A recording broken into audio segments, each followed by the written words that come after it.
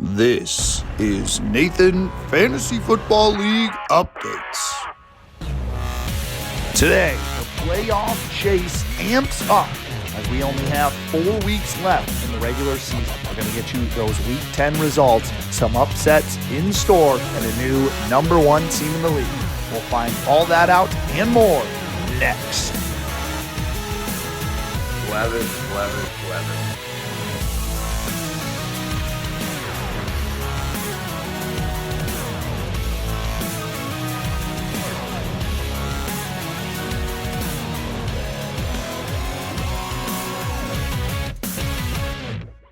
Nathan, Fantasy Football League updates. Welcome back. Week 10 just wrapped up and Week 11 is already underway as the playoff chase is really thickening. We've got 4 weeks left in the regular season and a lot of playoff spots. Well, all the playoff spots are still up for grabs. We've got a lot of good teams, and a couple of them are going to be left out of the playoffs. So let's recap an exciting Week 10 and get you ready for a very, very crucial Week 11 for a lot of squads. So I went 4-1 this week, a pretty solid week predicting-wise. The only one I got wrong is the one we're going to start with. Bowling Green Cave Shrimp, Grand Rapids Groundhogs, and it was another win, a 6th straight win for the Bowling Green Cave Shrimp as they win this one 143-123. They sweep the Grand Rapids Groundhogs in the all-time series this year. The Groundhogs fall to 3-7, see that winning streak snapped, and that playoff hope kind of dwindle even more. You thought if they could get this win, there was a chance they might make some noise. There still is, but it's looking a little bit slimmer. But for the Cave Shrimp, a huge victory for them. And it all starts with the quarterback play. Brock Purdy goes for 23. Russell Wilson goes for 18. How about Kareem Hunt chipping in 17? And Tyrone Tracy Jr. adding 15. And Tyler Bass, a late addition to the kicker position, adding 13 fantasy points.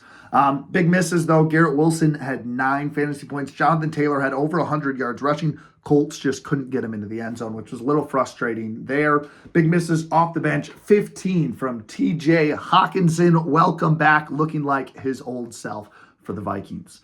On the other side of things, for the Grand Rapids Groundhogs, abysmal play from the quarterback, something we haven't seen a lot this year. Jaden Daniels, 8 points. Sam Darnold, 6. James Cook had a great game, 15 points. And Cooper Kupp, you've mentioned how 15 fantasy points from Cooper Kupp seems like a good amount, but anytime Cooper Kupp's played an entire game healthy, the Grand Rapids Groundhogs have won. Well, that streak is snapped at the hands of the Bowling Green Cave Shrimp. And how about Travis Kelce looking a little bit like himself, 20 fantasy points and 15 from the Vikings.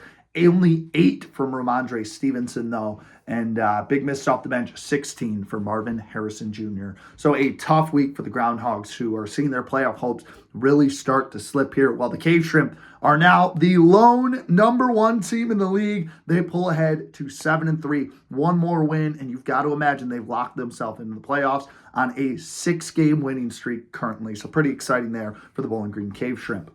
Matchup number 2, a dominant win for the Ithaca Iguanas over the Empire Strikes Back, 171-95. That might be the largest margin of victory this season. Iguanas continue to score in bunches. I mean, we're talking 150 plus for the 3rd straight week. They are on fire. Let's find out who can stop this now 6-4 Iguanas team. Well, the Empire Strikes Back falls to 3-7 in playoff hopes, seeming like a dream at this point for the Empire. Really a surprising fall for grace for a team we thought was going to be really solid. Looking at the Iguanas, though, the quarterbacks have found their stride. Jalen Hurts, 29 fantasy points. Joe Burrow, 33. He got 15 from Alvin Kamara, 17 from Bucky Irving, and 20 from the Eagles defense. CeeDee Lamb struggled with 8. Tyreek Hill finally found the end zone for the first time since week 1, but only managed 11. And big misses off the bench. Well, there weren't really any. He played the right players this week and got the results he was looking for. On the other side, the Empire, bad week for quarterbacks. Goff had 7. Baker had 8. Saquon Barkley really struggled, only getting 8. And he only got 9 from Justin Jefferson against the Jacksonville defense. He did get 18 from Puka and 14 from Josh Downs. The big miss off the bench, well, his bench wasn't great either. Everybody scoring single digits. So just a overall rough week for the Empire. They have to now look to win out if they want any hope of making the playoffs. We'll see if they can do that next week. Matchup number 3 saw An upset, a huge upset in this one, as the Guantanamo Bay Flying Squirrels took down the Rocky River Rough Riders 126 to 106. That is now the second week in a row that the Guantanamo Bay Flying Squirrels have taken down the best team in the league. And this time, we talked last week with the Rocky River Rough Riders coach. He said, they need to take care of business. And offensively, they just really struggled. They got a low-scoring performance from the Flying Squirrels, but their offense really struggled. I mean, to be fair, Josh Allen, 18 points, Bo Nix, 16, 17 from Mixon, 17 from London. Everybody else in the single digits. 4 from Ferguson, 3 from Devonta Smith, 2 from Javonte Williams. Big misses off the bench, 19 from Rashid White, 17 from the Bills defense, and 17 from Ricky Pearsall. So just a tough game for the Rough Riders, who fall out of that first place spot. On the other side, though, Justin Herbert finally starting to throw the ball a lot better now in that Harbaugh offense. 19 points for him, 22 for Connor, 18 for Amon-Ra, and 22 for Chase Brown. Big misses, -4 from the Bengals defense, 7 from Zay Flowers, and 8 from J.K. Dobbins. Big miss off the bench, Derek Carr, 20 fantasy points. But nonetheless, another huge upset for the Guantanamo Bay Flying Squirrels.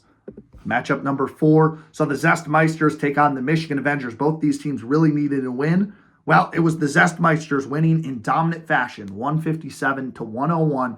Both teams now exactly even at 5-5. A big fall from grace, though, for the Michigan Avengers. And the Zestmeisters looking to try to make their first playoff appearance. Those two teams going to go back and forth. Looking at the Avengers, though, they did get 16 from Patrick Mahomes, but they only got 4 from Aaron Rodgers. Both running backs, Gibbs and Hall, only went for 12. 18 from Mark Andrews, which is pretty good, but Deontay Johnson's still struggling with his new team of the Ravens. He only got you 1 fantasy point. And DJ Moore continuing to struggle, only 5 for him. Big miss off the bench, Rashad Bateman with 17 and Drake May with 11. On the other side for the Zestmeisters, 32 from Lamar is pretty solid, 24 from Chuba Hubbard, and 20 from George Pickens. 19 from Cortland Sutton, the big miss, 10 points for Kirk Cousins. And how about Christian McCaffrey? Welcome back with a nice 16 fantasy point performance. The Zestmeisters will take that. Big miss off the bench, Juwan Jennings with 16. But Zestmeisters, big time win for them. We'll see if they can start to make some noise.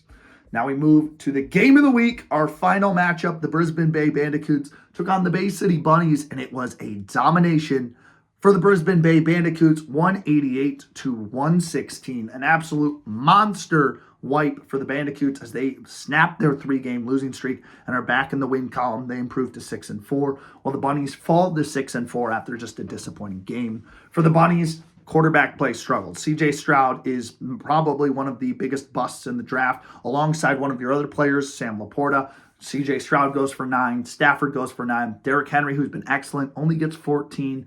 You do get 16 from McLaurin and 15 from A.J. Brown. You get 10 from your defense and the Chargers and 12 from Fairbairn.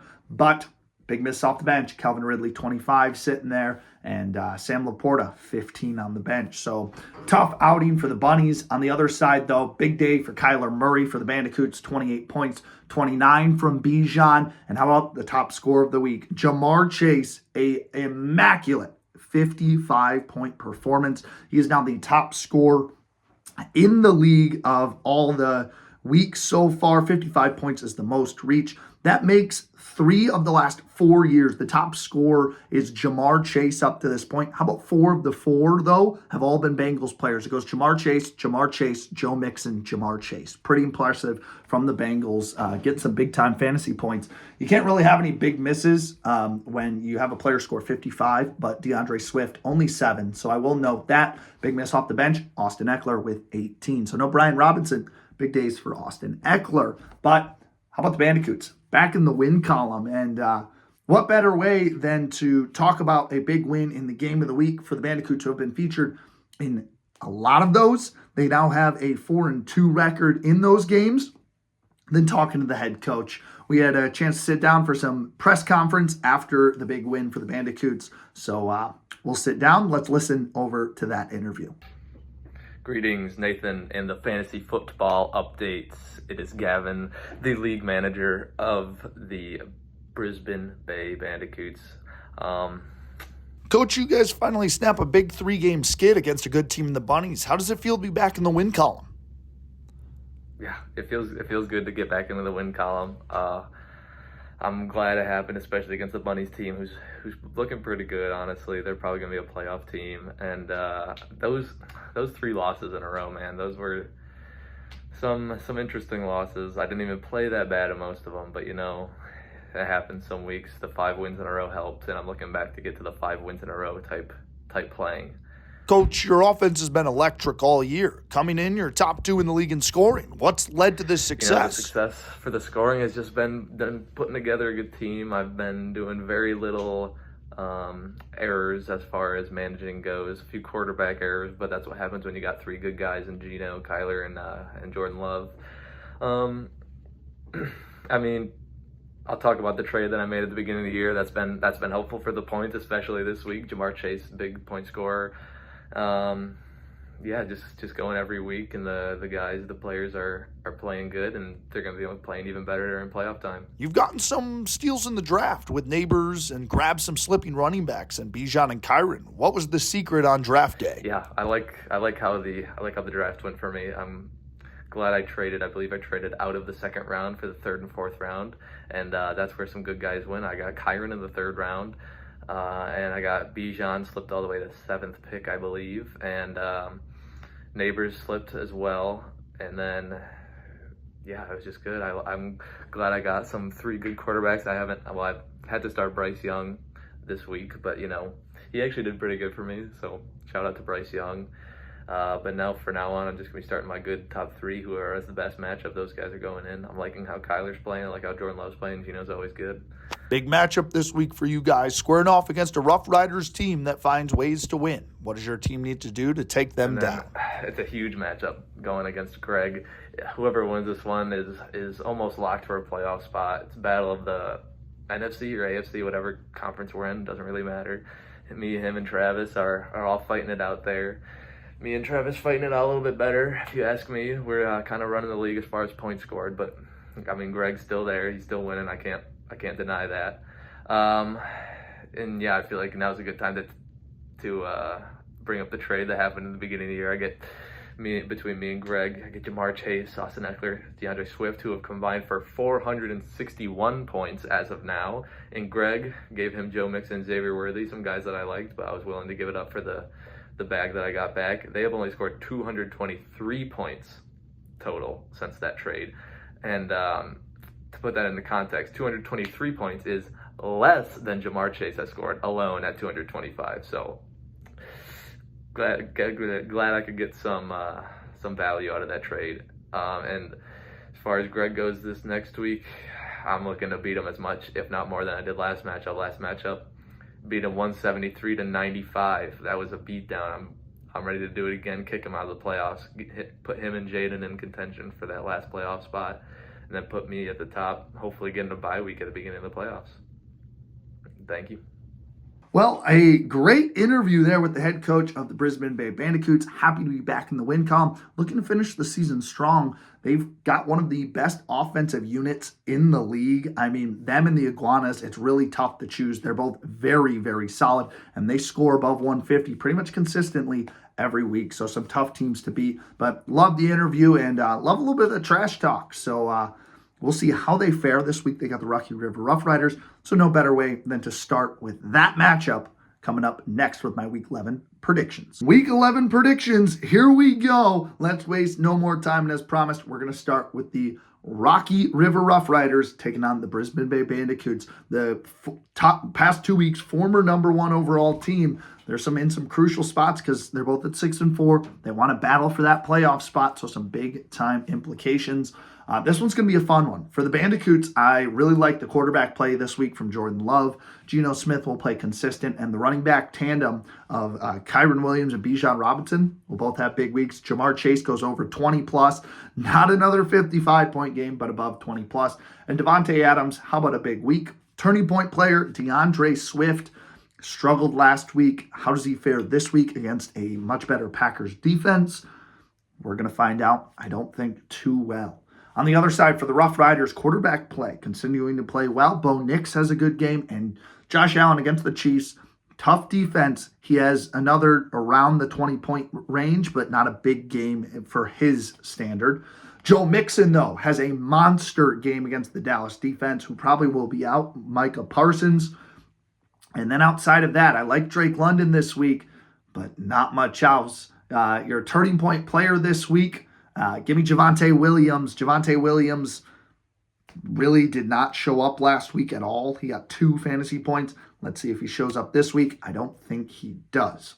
So in a 8+ point spread, in a really, really good matchup, let's see, can the Brisbane Bay Bandicoots dominate the Rocky River Rough Riders again? Or do I have the Rocky River Rough Riders beating the Bandicoots in an 8-point spread? Give me the Brisbane Bay Bandicoots to now continue their winning ways, get to 7 wins on the year, which I think is the magic number to at least feel comfortable in a playoff spot. But with how things are closely, 8 wins for sure will probably lock you up. But the Bandicoots defeat the Rough Riders in an 8+ point spread. I think Jamar Chase and Bijan and Kyron really help boost this one over the top, where the Rough Riders can't get much support for a big day from Joe Mixon and a quality quarterback play. Matchup number 2, another fun one in store. Zestmeisters against the Groundhogs in what should be a fun matchup. Groundhogs really desperately need a win this week. Zestmeisters also need a win. Groundhogs, if they lose, you have to imagine they're done with the playoffs. Zestmeisters got to stay in that race at 5-5. They're right there with the Avengers at the bottom of the totem pole. In this matchup, I think Lamar has a pretty big game. CMC continues to improve and look better this week. I think your turning point player this week, Nico Collins, finally comes back healthy. Texans really need that receiving help back. He has a big game in his first week back. I think Kittle and Sutton have pretty good weeks. On the other side, for the Grand Rapids Groundhogs, quarterbacks back on track. Thursday Night Football, Jaden Daniels, big game against the Eagles. He'll introduce himself to what could be a nightmare for the Eagles moving forward. Sam Darnold gets an easy matchup. Big week for him. I think your running backs play serviceable, and Cooper Kupp against the New England Patriots has a pretty good game. Kelsey continues to trend forward. Darnell Mooney continues to be sneaky solid. And your turning point player is Mr. Tillman, the wide receiver for the Cleveland Browns. He'll play serviceable as well. Just really don't know who's throwing the football on a week-to-week basis, it feels like. But in a 2-point spread, a crucial matchup on both sides, give me the Zestmeisters to improve to 6-5 in a must-win game for the Groundhogs. Their playoff hopes will end while the Zestmeisters stay alive and look for that first playoff trip in their franchise's history. Matchup number 3, another fun one in store. Bunnies, Avengers, another crucial matchup. The Avengers trying to stay in the race, improve to 6-5. The Bunnies just trying to get that 7th win and keep up to make sure they're not in that bottom half where things are going to get scary come playoff time. Should be a good one for the Bunnies. Their turning point player will start right away. CJ Stroud has been horrible. He was the first quarterback off the board in the second round, early in the second round, might I add, passed on the likes of Lamar Jackson, Patrick Mahomes, Josh Allen. CJ Stroud has not looked good. He's scored under 10 the past 3-4 weeks. I think he has a bounce back week against a terrible Cowboys team, but still, I mean, yikes. Red flags for CJ Stroud. I think you have a big week again from Derrick Henry and a monster game from A.J. Brown and Terry McLaurin. Hunter Henry slides in at the tight end position. I think he'll play serviceable this week. On the other side, for the Avengers, they have solid performances from Mahomes and Aaron Rodgers. Breece Hall and Jahmyr Gibbs have some good games, and your turning point player, DJ Moore. DJ Moore has not been good since he had that 2-touchdown game. He's been under 10 every week. Caleb Williams has to get him the ball. They have to scheme him into the offense a little bit better. So expecting a bigger week, a serviceable week from DJ Moore, but boy, has he been poor for the Bears as of recently, and for the Avengers. They're going to need him if they want to win this week. But in a 10+ point spread, I'm taking the Bay City Bunnies. Not enough offense from the Avengers. Way too much up and down. So I think the Bay City Bunnies get a big-time win. They get that 7th win. And now the Avengers are the first team out trying to get back in. Should be interesting if they were to fall under the 500 mark for the first time this season. That's a team that's made the playoffs every year, and they've got the best winning percentage in the league. So keep an eye on the Avengers and the Bunnies this week. 4th matchup, another good one in store, Cave Shrimp taking on the Empire Strikes Back. The Empire desperately need a win, or all playoffs are out of the question. Well, the Cave Shrimp keep winning. Why not be the first team to lock it up? They're the number one team in the league. Let's see if they can get it done this week. I think they get a good game from Brock Purdy, a so-so game from Russell Wilson, but a big game from Jonathan Taylor. They get him into the end zone maybe once, maybe twice this week. We'll see. Garrett Wilson and Debo play solid. My turning point player this week, TJ Hawkinson. We saw him have a pretty good game last week. Him and Sam Darnold seem to be on the same page. Let's see if that continues. He is still fresh off that injury, so we'll see if that's a factor. But TJ Hawkinson, hoping he plays serviceable this week for Trey McBride, who's on a bye week. On the other side, for the Empire, still looking for that QB2. Don't know who that'll be, but Jared Goff, I think, has a bigger week this week against a bad Jaguars team. Saquon Barkley goes off against the Commanders. He always seems to find a way to. Najee Harris plays serviceable, and the top scorer of the week, Justin Jefferson, has a huge game in a prime territory for a big game. He's been due for a 30-plus point performance. Puka Nacua plays well, and I think Josh Downs plays serviceable. But in a 10-plus point spread, give me the Cave Shrimp to come away and get the first team the 8 wins, probably lock up a playoff spot at that point. And Cave Shrimp fans will be happy to find them in the playoffs, and they'll ride a 7-game winning streak if this is true. So our last matchup, we're already to the game of the week. It's the Iguanas and the Flying Squirrels. I mean, the Iguanas have been the best offensive team this season. Flying Squirrels, as of recently, have taken down 2 of the top teams in the league, and they've got a chance at the playoffs. It's a slim chance, but they've got a chance. They need this win against the Iguanas. Can they continue to pull off the upsets? Let's find out, but we'll start with the Iguanas. Jalen Hurts, Joe Burrow, both of them hit their stride. I think they're going to have monster games. Alvin Kamara and David Montgomery play really well this week. Turning point player, CD Lamb. We saw how he played last week with Cooper Rush. I think it's going to be more of the same bad week for CD Lamb. This wide receiver core for the Iguanas has kind of crumbled. The other counterpiece to that, Tyreek Hill. He actually plays well this week. Him and Tua, as long as he's healthy, I know he's got like a torn ligament in his hand, but I think Tyreek Hill has a pretty good week this week. You're starting Rico Dowdle. I think he could be considered a turning point player, but he'll play serviceable, I guess. It's him or CD Lamb, so we'll find out. On the other side, for the Flying Squirrels, starting Derek Carr this week, he'll play serviceable. Turning point player, Justin Herbert. He's been excellent these past couple of weeks. That's trades worked out well for the Flying Squirrels. Herbert's starting to look like Herbert in a running offense. So I think he has another big week this week, but he's your turning point player. I think your running backs, you're starting Chase Brown and J.K. Dobbins. I think both of them play solid. Amon-Ra St. Brown has a big game. Not so much for Zay Flowers, but in a 10-plus point spread in the game of the week, the first game of the week the Flying Squirrels are in, I'm still taking the Iguanas, though. I think the Iguanas will end this upset run that the Flying Squirrels are on. Iguanas will reach that 7-win mark, and I think they're going to keep cruising. They're going to be a scary team come playoff time if they keep scoring above that 150 mark. So keep your eye on the game of the week. So that does it for my predictions. I've got a big win for the Cave Shrimp, the Iguanas, the Bunnies, the Bandicoots, and the Zestmeisters. Let me know what you think in the comments below.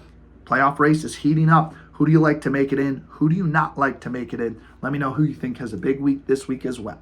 Until then, best of luck to your squads this week. Big shout out to the Bandicoots for them letting us sit down and interview them. We'll have another interview for you next week and those results from week 11. And we'll get you my week 12 predictions and really dive into that playoff race. Until then, best of luck on this week, and we'll see you again real soon.